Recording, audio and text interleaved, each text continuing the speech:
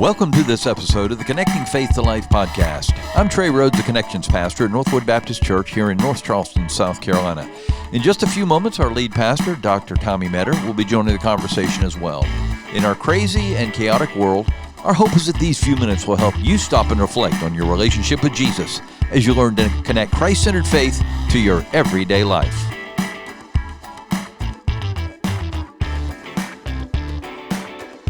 And we are on episode 278.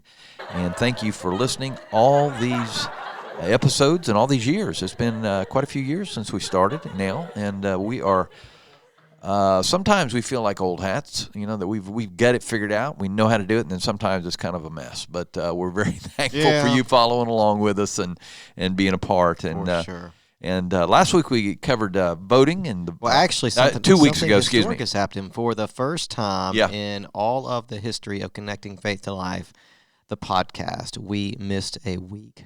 Yeah, we did. We've been real faithful over the years to not miss a week. Even sometimes recording several at a time, we wouldn't miss a week, but life happened. Yeah, it was a tough week for us. Not tough. It was a good week. We were just away. We were at our annual staff retreat. It was a tough week to get this done, is what I meant to say. Yes. So, to all of you faithful listeners who missed it last week, I don't know if you really missed it or not, but we're back. My wife did. Oh, well, she said, y'all didn't do one? I said, baby, we just didn't have time. It just didn't work. It just wasn't going to happen.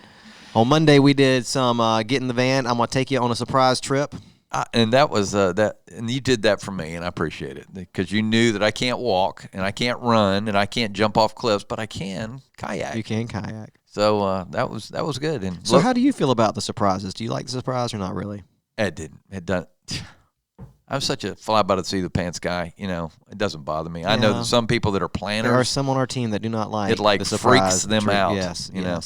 But I just stripped down to my wife beater. You did. White T-shirt, and because you told us to wear layers, so I didn't think to wear a layer underneath my. Anyway, so yeah. It worked, though. We did it. We went and we did some team-building kayaking. Yeah, that was the most interesting. I've never even thought of putting those two things together. Nope. But when you have somebody else in the kayak with you, it is definitely team building. It is. And you had Logan with you. Yeah. How'd you and Logan do together? Logan doesn't. We got a great picture on the Facebook of you guys. I got more comments on that than I think any picture I've gotten in a long time. A juxtaposition for sure. Oh, man. Yeah, anyway. So, we did. But we did. I mean, Logan just kind of, he doesn't, he's not real talkative. And I'm kind of the opposite. So I'm kind of telling him, I'm kind of. Y'all were the odd pair. Yeah, we were. But it worked. I mean, that tells you that odd pair. Because we can't, I think when we tried to get down to the end and. Anyway, it wasn't a race in the official sense, but we were second. So you were second. That was pretty good. I was first. I know you were. Yeah. We're number 2. Hey. It might not have been a race, but I was racing. That's what we said. So Anyway, but it worked, and Logan did great, and we didn't slap each other. We didn't hit each other with the oars, paddles. It was so. I think it was a success.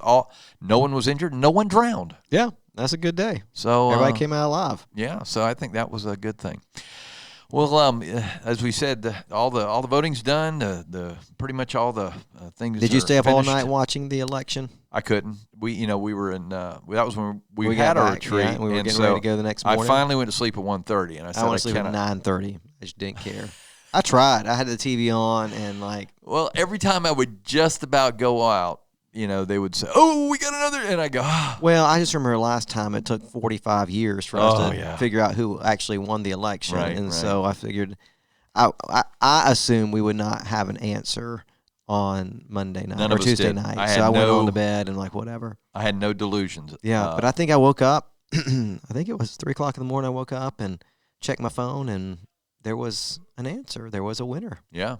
So. That's what I did. I went to sleep, and then, I think it was 2:38. Yeah. 2:39, I woke up, and there was an answer, which was amazing. Yeah. I'm glad it's over. Yeah. Oh, we all are. Get back to normal. Whatever normal is, we'll get back to it. Whatever normal is in these days. But anyway, yes, sir. Yeah. Well, it's exciting to be a part of a church like Northwood. It really is. But part of the excitement is when you go into the building and you go to worship, there is excitement that happens when it is full. Yeah. It's neat. It is just, somebody said something like, density equals intensity, and so when you pull everybody into the room together, there's something about being, and that's true, right? Like not just in church, but in general, it is. Go to a ball game. There's an excitement when you're part of a large crowd. You think about going to a football game. It's not very good when there's nobody there. It's just but when you pack that stadium full of people, there is an energy, there's an intensity, however you want to describe it. That's really fun to be a part of. And the same thing in a local church. Yeah. It's exciting when you walk into a worship service and the room is full. I don't know how to describe it or explain it. It's just exciting. There is an intensity there. When I came to Northwood almost 8 years ago, I remember the first service, because our worship center is big. Like we seat 700-800 people in there. And in that first service, when I came to Northwood, lots of Sundays there have been 80 people in there.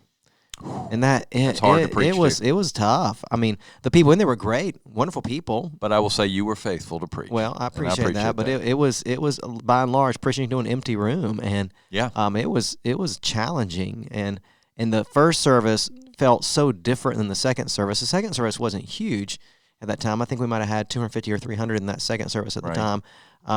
But it was still a lot bigger than the first service, and it just now. We had the conversations about doing one service, but at any rate, we stayed with the two services, and now it's completely different. Oh, yeah. The first service is pretty full now. Mm-hmm. Second service is way full, and that first service now there's some excitement in that room. There is. That really is. And people were excited 8 years ago, the 80 people in there, but it's just different now that room is full. Yeah, and you can tell because people actually say, "Oh man, I can't wait! I'm going to the first service." That first service has grown a lot, and it's a very enjoyable experience with the people of God in that service. All that to say, we're now a large church. Yeah. We have been for a while, and I think when you think about churches, it's just what it is, right?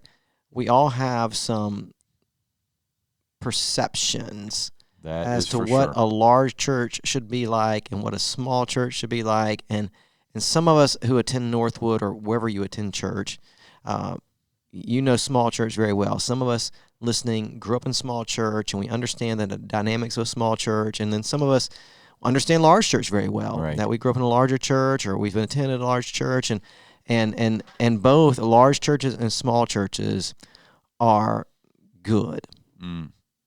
There are lots of small churches that are very healthy. Yeah. There are lots of large churches that are very healthy. There are lots of small churches that are very unhealthy. There are lots of large churches that are very unhealthy. Yeah. Size of church has nothing to do with health of the church. Yeah. Right? And I think there are some myths that we tend to have about large churches. So I thought it'd be kind of interesting just today and next time to look at the dynamics of a large church and a small church. Now, what does this have to do with your faith? Well, you're going to be a part of a church. Yeah. And that church you choose to be a part of, you're going to have some preconceived ideas of what that church should be like. And the reality is some people choose a church based on the size of a church. Yeah, they do. They want to go to a small church because it feels more like a family, and they want to be a part of a small family. Or they go to a large church because the large church offers more stuff, more programs, more students there for their kids to be involved with, or whatever. So people oftentimes will choose a church based on the size of the church. Yeah, I was talking to a lady sharing the gospel with her in the tire place where I got my tire fixed. Shout out to Wes, thank you, buddy. Anyway, and she was sharing. She said, "Well, what size church is it?" I said, well, we run, somewhere between, it depends on the week, but 8 to 1,100, 1,200 sometimes. And she said, oh, good. I can't go to a small church. Yeah. Which I thought, very rarely do I hear that. Yeah, Most of the time you hear it the other way. Yeah. So hopefully she'll come. She's looking for a church that's moved in the area. But anyway, the point is that that I grew up in a massive church. I grew up in a church that when I got saved, ran about 1,800, and then by the time I left to go to college, it was about 2,400, I guess. And so that was Charleston Heights Baptist Church, no longer a church because it became a very unhealthy church. It was healthy at one point, became very unhealthy. And then I moved from that to Thomas Road Baptist Church, who had 25,000. Yeah, in Virginia. So I for the first, gracious piece, however many years that is of my life, I was in large church. And I have been able to see both. And I will tell you, too. I have been able to, I know, exactly. And it's the experience helps you understand that both can happen. You can have a healthy large church and you can have a healthy small church. Yeah. So let's think about it. Let's talk about some misconceptions or some myths. Yeah, myths. I would say that's a good word. That we tend to believe, or some tend to believe, about larger churches. Yes. First one is this, and this is my thing, man. I want to make sure it never happens. Large churches are impersonal. Yeah. It can I hear seem that a lot. way. Yeah. I mean, because when you go to a church that's larger, and we're not the largest church in town by any means, but we're in that size range. We're 800 people to 1,000 people on any given Sunday, where it is easy for you to come in and to just be a part of the crowd and not be known. Yeah. Yeah. It's far more difficult in a small church because, we have small churches in our family. Yeah. We have That's right. Northwood Wando Woods and Northwood Berkeley that are a lot smaller than what we are here at Northwood Green Ridge. You think about Northwood Wando just getting started back up again. There were about 70 people. Or Northwood Berkeley, 110 people. Those are smaller churches, right? In fact, in our country, the average church size is about 70 people. Yeah. Most churches in our nation are small churches. Larger churches are kind of the anomaly.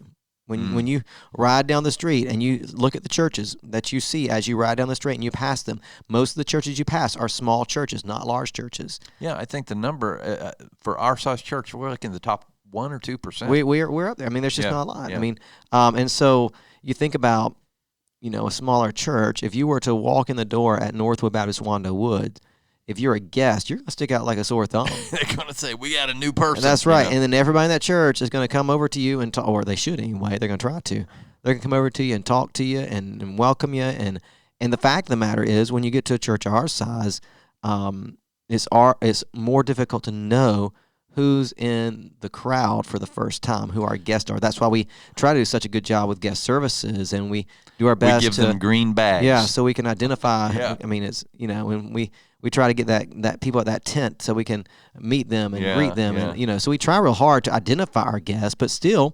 when I'm meeting somebody for the first time, if they don't have that green bag, oftentimes I don't know if they're first time or not. Yeah, that's right. It's just difficult because of the size church we are, and so that can feel kind of impersonal. Mm-hmm.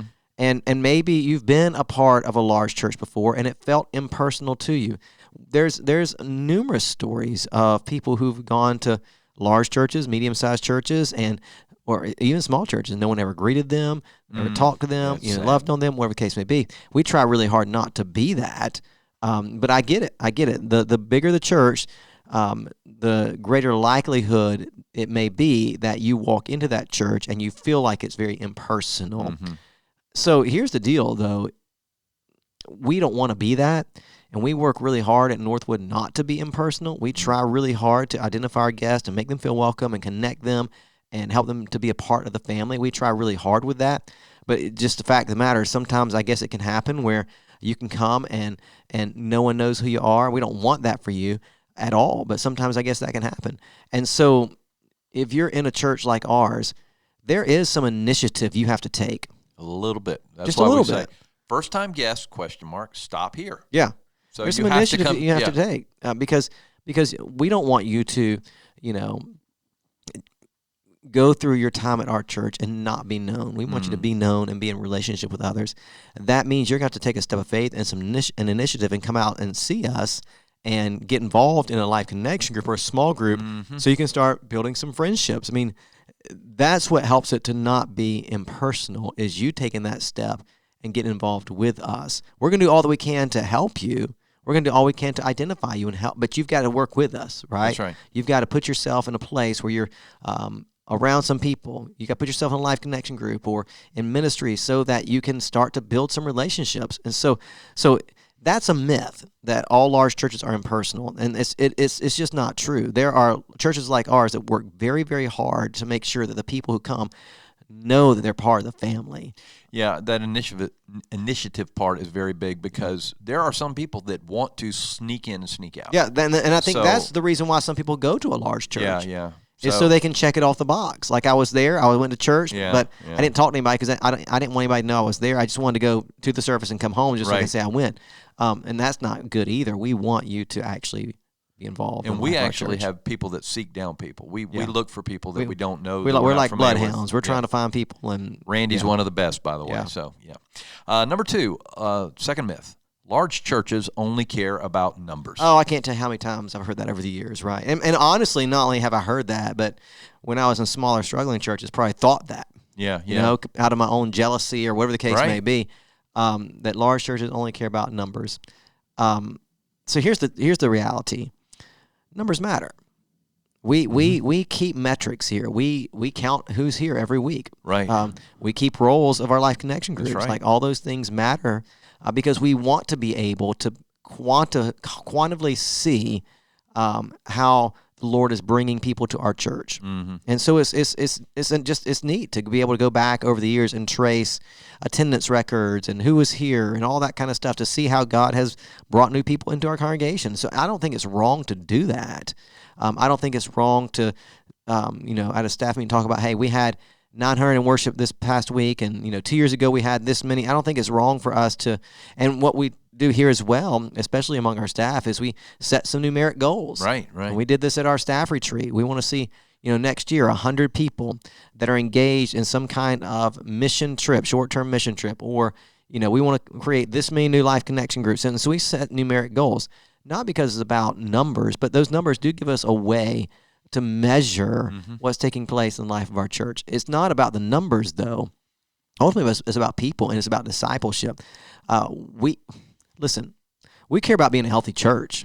We care about being the kind of church where people can come and experience God and experience community and be discipled and be sent out from this place on the mission of God. That's what we care about. Right. We care about equipping the saints for the work of the ministry. That's what's most important to us, to glorify God as we make disciples of all nations. That's what drives our church, right?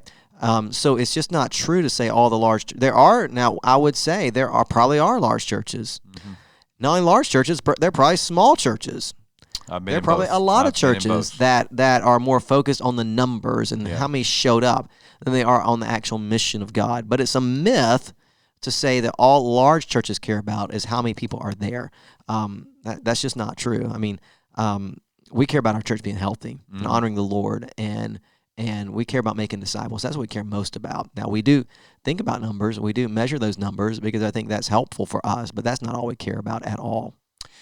All right. Well, that certainly is one that people have said many times. But number 3, I've heard as well, and that is large churches are just a big machine. Yeah, it's a big machine because you're dealing with a lot of stuff. Right. And I'll just be honest with you. As a pastor of a church that is larger, sometimes it can feel like machinery. Yeah.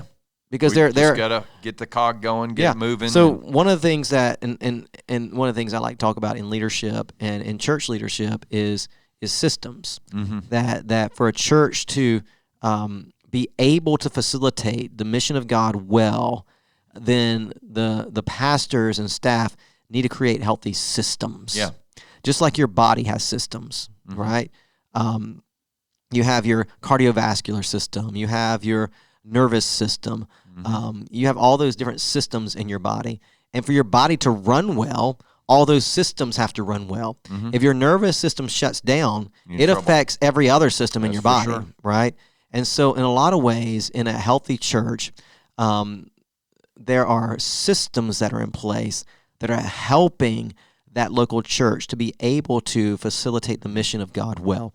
For example, you think about our church, we have our guest services system. Right. And it is quite a detail. People don't know. There's a lot they of have no idea there's what a lot goes of into it. There's a process there that we strategized out to help that thing be what it is, or our discipleship system. Yes, very. There's much a lot so. of strategy there that we developed for that to do what it does, or our Life Connection group system, whatever. There's different systems in our church that over the years we've created a lot of strategy for, to make sure those systems are healthy so that the body will be healthy. So in that way, sometimes, when you start thinking about strategy or, guest services system, it can sound like a machine that we're trying to run. It's not a machine, though. No, not at all. But we do believe that, if God has given us this church to lead and to serve, then we need to, use our brains and put some healthy systems in place to help the church be able to do the mission of God well. But I think there are just times when it can feel like, for some, like, oh, that big church, all the finances and this and that, I'm just a cog in the wheel, and that's just not the case. The church is not a machine. It is a living organism. Amen. Called by God to make disciples of all nations. There certainly are elements in the church that get into leadership and administration and things of that nature, but that doesn't in any way mean that the church is a machine. But the church does use these things to help the organization be healthy and to effectively carry out the mission of God. And in our defense of large churches, the first century church was also concerned with numbers. I mean, over and over again, we read the book of Acts, and 3,000 were saved, and 5,000 were saved, and so you hear these numbers. So they too were interested because, as one pastor once said, we count people because people count. Yep. Every one of those numbers is a person that is in desperate need of Christ or needs to be discipled needs to be connected, so it matters to us. So. That's right. All right, number 4, the fourth myth, large churches only attract people for entertainment. Yeah, so I think there's have a big there's a lot of that. And listen, here's the deal. Like, I get it. I mean, I think that there are some larger churches that probably are too entertainment driven, where you walk into a worship service and it's just kind of over the top. Yeah. And look, I don't want to, judge anybody or any church for how they minister, but when it feels a little more like a rock concert than a worship service, or the music's so loud that you have to wear your earplugs, or whatever the case may be, then we might need to have a conversation about the nature of worship and what's supposed to be accomplished during that time. When we're more concerned about the smoke machine than we are scriptural reading or whatever the case may be, then we probably need to have some conversations. So I think there is a danger that churches can be too much driven by attracting people, by presenting something that's similar to a concert. We don't want to do that. But at the same time, I think about our church, where God's given us a lot of resources. He's given us lots of musicians. He's given us, a nice worship center for us to gather. He's given us technology. And so we try to use those things well, but we certainly do not want it to feel like a concert or to be something where you come and you're entertained. That's not the goal at all. Like, in no way are we trying to entertain you on Sunday mornings. We're trying to equip you. Amen. We're trying to lead you to the presence of God in corporate worship. Like, that's what we're aiming for, right? And so I get it. Sometimes we equate loud music with entertainment, but that's just not the case. Like not every large church is just trying to attract people by entertaining them. We certainly are not. We are certainly trying, again, to make disciples. And so I get it, though. I get it. Like, the larger the church is, the more resources they have, the more and it seems like, okay, they're just trying to entertain me.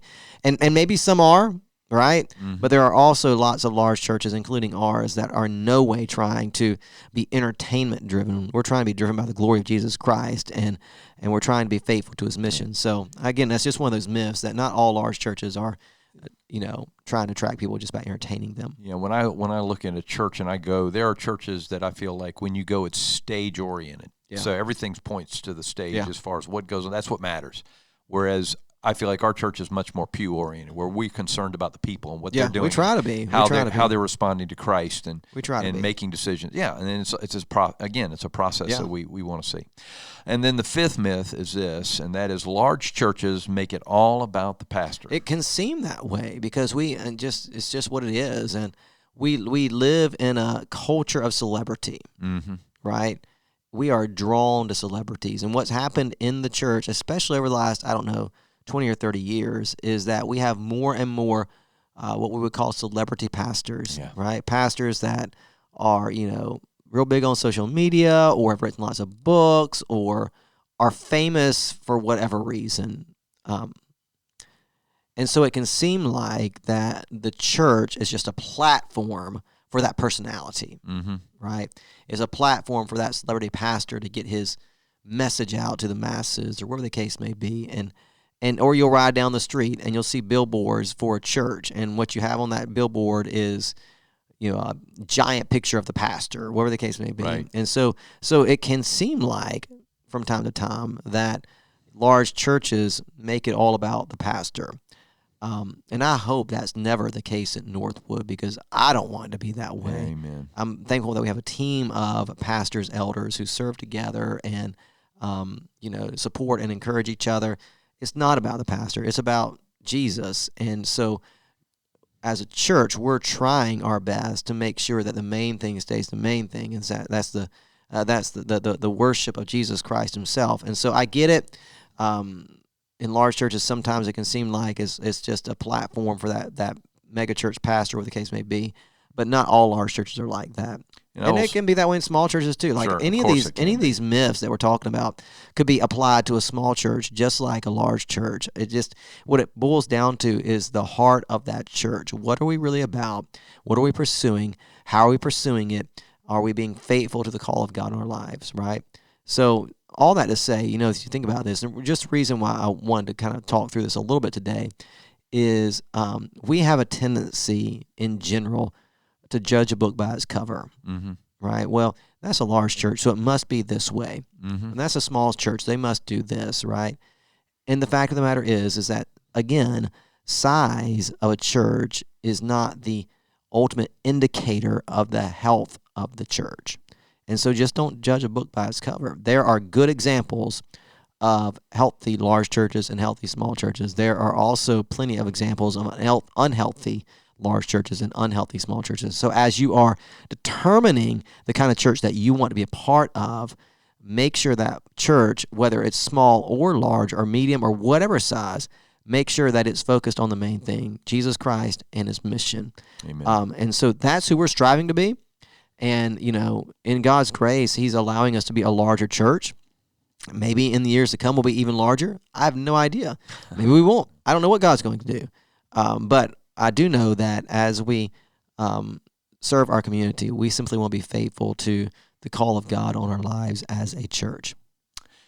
That's exactly right. And I have been a part of both, and I have been a part where a healthy church is of a small church and a healthy church that is a large church. And the key is to be healthy, and even when you get into systems and everything and being part of the care ministry here at Northwood, somebody's system goes down, you're in big trouble. That's right. And so, and we actually don't have that many systems. We have, I think, 5 or 6? That's right. Something like that. So we want more. We want, as we get larger, we want to be as healthy as we have ever been. That's right. That's right. And so that's the important thing. Well, Pastor, as we close, so as somebody is out there looking at our church from the outside or another church from the outside, whatever it's going, when they walk in, what should they look for? Okay, what would be some indicators that, okay, this is the kind of church that I can be a part of, small or large? Yeah. What would they look for? How does that church talk about Jesus? Right? Like, how does that church talk about Jesus? And does that church really, make Christ central? Because if the church is making Christ central, then that is going to trickle down into lots of different things within life of the church. If the church is making Christ central in everything, then that's going to affect the way that you and I live, right? Because we're going to be a people that are filled with the fruit of the Spirit. And so with that said, that guest walks in for the first time, people are going to love on that guest, not because they're supposed to or trained to or whatever, but because they're filled with the Spirit, right? They're filled with the fruit of the Spirit. And so just because of who I am in Christ, because this church values the gospel of Jesus Christ, I'm going to love you in the gospel, right? And so I think a way that you can begin to understand if a church is healthy or not is just simply, how do they talk about Jesus? Amen. And in that, the way they talk about Jesus, do you see them living that in the way they treat each other, right? I mean, if Jesus is central in that church, then you're likely in a good place. All right.